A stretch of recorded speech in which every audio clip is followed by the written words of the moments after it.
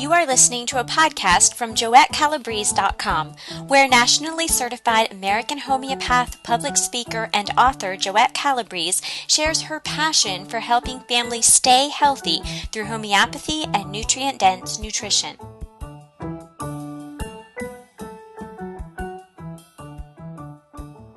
This is Jendi, and I'm here with Joette Calabrese from JoetteCalabrese.com, and today our topic is on failure and how to get out of a rut of failure, especially pertaining to curing your family. Hello, Joette. How are you? Hi, Jendi. I'm doing pretty well, thanks. Are you ready to talk about Yes. curing? This is one of my favorite subjects. Yeah, how to defeat failure. I love this subject. So, of course, the first thing we want to know is if you have ever failed, and can you tell us about that? Oh, never. I've never failed. Yeah, it's always interesting, isn't it? It's fun to know who's failed and who hasn't, and it makes our shortcomings, seem a little more tolerable, I think. Yes, it does. And it helps to know if somebody else can overcome something, then I can too. Yeah. Well, let me tell you about a failure that I experienced years ago. It was back when I was in my 20s and I lived in Arlington, Virginia, just outside of DC. And I absolutely adored Washington, DC. It was vibrant, it was a great city. It was cosmopolitan, chic, it was so cool. And at the time, I lived in these Smurfy apartments that looked like World War II barracks and so much wanted to live in the great city of DC. So I made the decision that I wanted to become a real estate agent, to be a part of that excitement of DC. And it was going to fulfill two issues. And that was one, to get out of this little apartment that I didn't like, and also to be able to be a part of what was going on in that vibrant city. So this was back in about 1975. And if anyone was around during that time, any of our listeners, they might remember that there was a real estate boom in Washington, D.C. that was absolutely over the moon. So I wanted to be involved in that. And so I studied first for the Virginia real estate exam, because of course I was living there.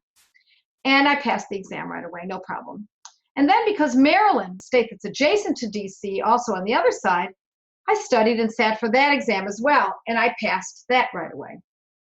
But what I wanted more than anything was to practice real estate in DC. But I had been advised to take the other state exams first. I wondered why this would happen. Why, I asked. Why would that matter? Well, they gave me the example of the brokers for whom I was about to work for, because the DC exam was particularly difficult and I might not pass it the first time. So to get started on my new career, I decided I should at least be able to sell in Virginia and Maryland. So, indeed, I got hired by real estate a company, and I set my sights on that exam, on procuring that coveted DC real estate exam. So I took the exam and I failed it. No problem, I thought, I'll take it again when it comes around in a few months, later. I decided to do that again. So I did it again. But then when I took it the second time, I failed it again, and then again, and again. Now, allow me to set the stage a little bit, perhaps to soothe my frazzling ego at the time. This exam was understandably tricky because there was such a boom market in DC. And I mean, contracts were being flipped within hours, sometimes, days, and even sometimes hours before going to closing, while selling the contract 2 and 3 times. It was super intense. And that's how hot it was at that time. People were making huge profits. Agents were not excluded. And so the word in the real estate market was that the DC board wanted no more agents to be licensed. So they made the exams irregularly challenging. And I mean irregular, but nonetheless. The wording in the exams was strange and it was difficult to decode. And I don't really know whether that was the case or not, because I knew people who were also indeed passing their exam. But for some reason, I just couldn't get the hang of this thing. I took it so many times I was beginning to think there was something wrong with me. I'd made the dean's list for many semesters in college, at the University of Buffalo and other schools that I'd now matriculated back to. And I didn't consider myself extraordinary, but I wasn't as though I was incapable. So I took the exam repeatedly. My husband took a real estate exam before we had our first child, and he had to pay a fee. So did you have a fee then? And did you have a choice how often you could take it? Well, I actually don't remember the cost, but for a young person in her early 20s, it seemed like a lot of money. And no, the exams were not given very often. I think it was every few months or so. It was a long time ago, so I don't fully recall, but see if you can guess, Jenny, how many times I took that exam. Let's see if you can figure it out from what I told you. At the most, I would guess like 4 or 5 at the Yeah, well, you're being kind. No, Jenny, I took that odious exam, get this, 18 times. 18. 18 times. I failed it 17 times, and not until I took it the 18th try did I pass it. Can you imagine? I mean, it was insanity. I can't imagine going back for it 18 times. You must have really, really wanted it. It was really important to me. There's no doubt about it. Actually, it was more than important. It became an obsession. I studied, I cried, I was embarrassed, I kept paying. I was furious with myself and with the city board of realtors. I was a failure. We even went to a shrink because I thought only a sick in the head person could fail time after time. I mean, why could others pass this exam and not me? Why could I pass the state exams in Virginia and Maryland and then later New York State, but could not pass this stupid DC city exam? No amount of rationalization soothed my mutilated, and I mean mutilated ego. Did the psychiatrist come up with anything? Well, I actually don't remember. All I remember was the feeling of defeat. For crying out loud, it wasn't the law boards, for goodness sakes. But on the 18th time, you did pass it.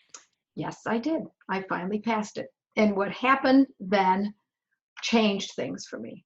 At the age of only 24 or something like that, I became a real estate hotshot. Excuse me for I don't mean to be so bold, but I listed, I negotiated, I loved every minute of real estate sales. I popped out of bed at 4:30 in the morning like a piece of toast from a toaster. And I was in my office often by 5:30 in the morning. I had the key to the office because I was the only one who would start that early. I was so grateful for having that darned license that I took my work more seriously, I think, than anyone else in the office. I studied, I focused, I never allowed myself a diversion. It was complete, I don't know, I guess I'd call it was immersion. It was complete immersion. And I became more successful at this new craft than I ever imagined. I worked myself like a workhorse, and it was a blast. Sounds like it was worth all those tries then, and you Yeah, really loved it. I did. I really loved it. But I think a big part of it was the number of failures I had racked up. I think it was the fact that I decided that I was not going to eat defeat. And my determination was so embedded in me that I couldn't stop. Even if I had to take it 38 times, not 18, I was not going to be conquered. This reminds me of how you told me you learned homeopathy when your kids were little. Well, in a way, it really is not unlike that. I don't know if this single experience, or my consistent ability to fail did it, or if it was in my genes. My father was a professional musician. He played jazz trumpet for many decades. And when I was a teenager, he decided that he was going to learn to play flute. And I always emulated my father. He took lessons for flute, and he practiced for a few hours daily in spite of owning and running his own business. And I remember that when I was a teenager, not more than 10 years before this event of the failures in DC, he'd pick me up from school, and on the front seat of the car, his silver flute would be nestled in its open case. And at every red light we approached, he'd pick up his flute and play a few scales, or a particularly difficult lick, and parts of pieces he was trying to conquer for his next performance. He was obsessed. Very committed. He was committed. And I believe that this is what it takes. We have to become obsessed. We have to become committed. The only way to accomplish what you want to accomplish in your corner of the world is to bite in, sink your teeth in as deeply as you can, and not let go. Anything less, in my estimation, will produce less than satisfactory results. So, in fact, it's perfectly proportionate. The old saying, garbage in, garbage out? Well, I think it's garbage in, garbage stays. I don't think it goes out. Once it comes in, it's there.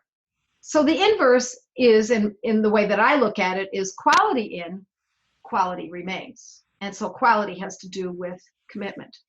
And of course, we can apply this to committing ourselves to studying homeopathy even when at a stoplight. Right. Why not? Why? Only you can decide how far you want to go. But when you lead a charmed life with no problems, or no ills, and your kids are not sick, it's not compelling to figure out what you can do to change things. But if you've had a life of one medical problem after another, your child has, or your husband, or someone in your family, you get to the point of deciding that you must take things into your own hands. So, I fully understand that, I don't want to get this wrong. I understand that mothers and grandmothers have busy lives. But I got to remind you, so did my father. And as I said, he had a business to run, a family to provide for, but he had a desire. And that's what it takes, a deep, boiling desire. And remember, he used his driving time to his advantage. That's what I did when learning homeopathy, too. And to be honest, it's also how I studied for that darned exam back in 1975 or whatever it was. So, did you have podcast or audio CDs available to you to learn homeopathy? Well, of course, there were no podcasts back when I was learning homeopathy in the 80s. When I was learning this, as a student, I'd go to my classes in Toronto and New Jersey and New York. And, I'd take notes. And when the kids were in bed, I'd read these notes into a tape recorder. That kind of gives you an idea of how long ago this was. And then I'd listen to them in my car. So I was listening to my notes in my own voice over and over again while I was making meals, while I was baking bread, whatever I was doing, laundry. Not only did I benefit, but my kids did too by listening to this. So not unlike my father's passion rubbing off on me, my passion then in turn rubbed off on my kids. They not only learned some homeopathy, which is an important enough tool, but they learned time management and the importance of diving into what you love and taking it seriously. So it gave me a chance to teach them 3 levels. And you demonstrated the importance of continually gaining knowledge. Yeah, that's very important. It should never stop. Who doesn't love learning and stretching your brain? There's more pleasure in that than most activities in life. So we heard about perseverance in real estate exams and in playing music. Can you tell us about perseverance in relation to homeopathy and in treating our family? Okay, let's see. I'll give you one example that caused me a great deal of concern when my kids were little. One of my children was a bad sleeper. He would keep me up at night after night. I'd walk him, and then after a while, my husband helped me, and we would take turns walking him all night in 2-hour shifts, not unlike a night watch on a boat while underway. It was Did pretty you tough. know? Go ahead, sorry. Yeah, it sounds tough. Do you know what was wrong with him or what was keeping him up? Well, at the time I didn't know, probably for 2 reasons. One was that I was not seasoned in homeopathy, and the other was that I was so sleep deprived and overwhelmed that I didn't put 2 and 2 together. But now you know what the problem was? Well, sure, in hindsight, it always offers clarity. Yeah, and you've learned a lot since then and practiced and trained. Yeah, and when you see this in other children, after a while, it becomes pretty focused on what the deal is. And that's what I want to impart to our listeners and readers tonight. My experience is not unlike what many mothers suffer with their children. It took me a very long time to figure out that my baby had gastrointestinal problems. Even though it was glaring me in the face from nearly day one, his belly was tympanic and he had a very small appetite. And I finally gave him Lycopodium 200 twice a day for a few months, and his belly took on a kind of a better profile. It wasn't as swollen, and his sleep was improved. It had restored somewhat. But then I was afraid because I didn't know enough about homeopathy at that time to know what to do next. So I stopped giving it to him because I was afraid I was going to use it too frequently. Now I know better. Now I know we do need to continue with it for sometimes many months. And so within a month of having stopped it, it all started again. And the sleep and the swollen belly and the low appetite. So I began using Lycopodium 200 twice a day again for another several months. Years before this, I would not have known to repeat this if the condition returned, or even how to do so. So how did you decide which remedy to use and how much to give him and how long? And that's the big thing with me. There's you spit out so many different remedies and I go, I don't know what to use. Well, you're right. That's right. Determining the correct remedy can be hard enough without having to decide on the potency and the frequency and for how long, what to look for, and even how to interpret what you're witnessing. So back in those days, I employed classical homeopathy, but today I've changed that. Now what I use is what I call practical homeopathy based on doctors Banerji protocols. So they're called the Banerji Protocols, which I talk about a lot on my blog. And this is why I love teaching this practical method, because it takes all the guesswork out of out of it. And the Banerjis have ironed out the kinks, and they've handed it all over to us. They've handed it to me on a silver platter. In fact, my course called Good Gut, Bad Gut, I teach how to use Lycopodium 200, but the Banerjis mix it with Arsenicum 3 twice daily. And that's for bloating and a belly that's distended. And I've used that now for several years, and I find it's even better than just plain old Lycopodium. Because, Lycopodium helped my son, but not knowing what I know now over the last few years, I believe it would have worked much more thoroughly and maybe even faster had I employed it as per the Banerji's protocol, mixing it with Arsenicum. Then I also would have added Bovista for my son's food intolerances, because I assume that's what was going on, and his low appetite that I was actually unaware of at the time. And a Banerji protocol that I would use today for my son, had I known about this many years ago, would have been Coffea 200 to help him sleep. So that's what I wish I had known back at that time.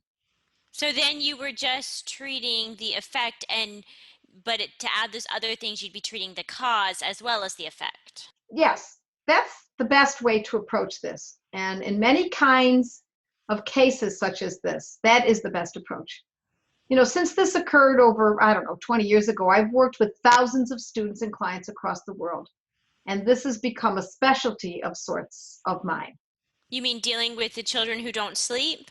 Actually, no, children and adults who have problems that seem unrelated to the main issue, which is actually a gut problem in the long run. And I keep hearing that these days in a lot of different things, that it's kind of like the buzzword that it's a gut problem. Right. Well, I agree. And I blame it not only the foods that are eaten, but more importantly, much more importantly, in my estimation, are the drugs that are taken. Antibiotics cause long-term illness, and they're handed out like candy. And the new way of dispensing antibiotics is for the pediatrician to now say something like this. I've heard this, and not the pediatricians haven't told me themselves, of course, but the mothers relay this to me regularly. They say, the pediatrician says, I know, I agree, antibiotics are bad, but this one I'm giving you for your child's ear infection is different. This is a mild one. So they're catching on to this fact that mothers have caught on, that the jig is up, basically. So I call this sugar-coated drug deal. I'm sorry, but an antibiotic is an antibiotic. Listen, if it kills bacteria, it kills bacteria. It's like saying this pesticide is a mild pesticide. It only kills gently with rainbows and flowers and things. It's all malarkey. The next thing he'll try to sell you is the hottest new vaccine to protect your sexually active 2-year-old. Oh my. And when was it going to It stop? never stops. It doesn't. It's not going to. Why would it? If you're willing to buy once from on this kind of thinking, then the pattern has been developed. And then the expectation is that you're willing to buy again. So upsells are profitable at a pediatric practice. I know, because I know marketing and I know upsells. Upsells such as vaccine sales, if properly utilized, can represent a large percentage of profits for an otherwise not very profitable practice. In case you don't know, pediatricians represent the lowest incomes in the medical world. They make less than most accountants. I did not know that, but I'm also interested into why would that matter to mothers? Because doesn't that mean the pediatrician isn't as worried about money and would make his advice more pure? Well, I don't agree. I don't think so. I think it makes him more worried about finances. I'm saying he, it could be a she, has spent just approximately as much time in medical school as the cardiologist or the surgeon has. Maybe a year less. Spent just as much in tuition and has less to show for it now. And the reason it matters that mothers know what drive their experts. We should know this. What drives your car salesman, your real estate agent, so that you can discern what part of what they say is benevolency and which part is self-driven. It makes them sound like very selfish animals. Well, they're really not, though. It's just the reality of the world. If you understand how the world works, and this is my take on it, and you can live your life and think the way you want, but I believe that it's time that mothers come to realize that no one except your family is out there protecting you and your child. No one, not the government, not the food industry, not the education system, not the doctors. As soon as you recognize the simple but important fact of life, you'll be able to step back and make much, much better decisions about your health and your family's health. And that's why you want to get your message out to mothers to learn how to take care of their families themselves. You bet. And I offer no apologies, Jendi. If you decide to purchase my courses, certainly I make a profit. I do indeed have fixed costs and a number of staff members, but I also offer other information for free on this blog and in these podcasts. And if our listeners do nothing but use these resources, buy a few books, they'll be far, far ahead of where I was when I began my journey, treating my kids, my family, myself, 29, 30 years ago. So I tell folks all the time, don't buy anything from me. It's okay. Just pass this on from one mother to another, from one grandmother to another, from one neighbor to another. I know it's cliche, but I want to change the world one family at a time. And I know that sounds goofy, but it really is the truth. So let's get back to the subject at hand about how failure is not an excuse. That's why I need you, Jenny, to keep me in line, keep me straight here now. So let's get back to the idea of what we're talking about. So the way to succeed is not just to persevere, but to do so with your eyes wide open and learn to play the game better than anyone. It took me years to pass that real estate exam, but once I got it, I was unstoppable. And I wasn't deluded believing that it was owed me or, that others were there to help me pass it. There wasn't anyone there to help me pass it. They wanted me to not pass it. Instead, I learned early in that career that the goal of the industry was to keep me out of the loop. But if you break down the issues or the aspect of what you want to learn into small parts, manageable parts, it's of course more doable. So as I say, it's a free blog, it's a free podcast, inexpensive CDs, downloads, more involved courses, and all of that. And all of that can be broken down and you use each piece as you need it. And if you don't want to go any further, that's fine.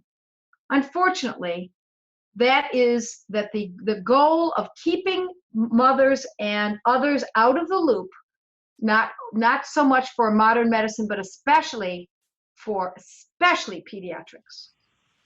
So I'm getting the impression that you really don't like pediatrics. Sorry to say, Jendi, yes.